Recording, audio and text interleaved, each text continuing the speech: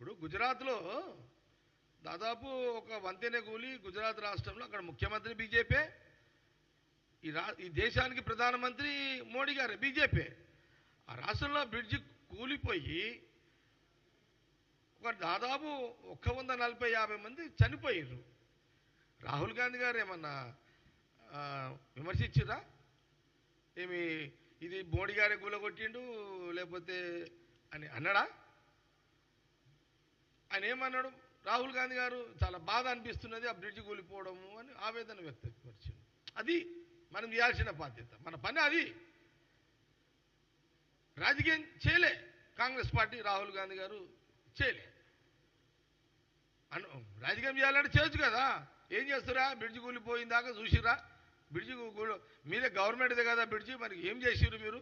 అంతకుముందు అది కరెక్ట్ ఉందా లేదా? కూలిపోయేదాకా ఎందుకు చూసిర్రు? రెగ్యులర్ చెకప్ ఉందా లేదా? బ్రిడ్జి రోజు నిరంతరం ప్రజలు నడిచే బ్రిడ్జి కదా అని ఎప్పుడన్నా రాహుల్ గాంధీ గారు విమర్శించారా? లేదు. ఈ జ్ఞానం కూడా ఎందుకు లేదు బీజేపీ?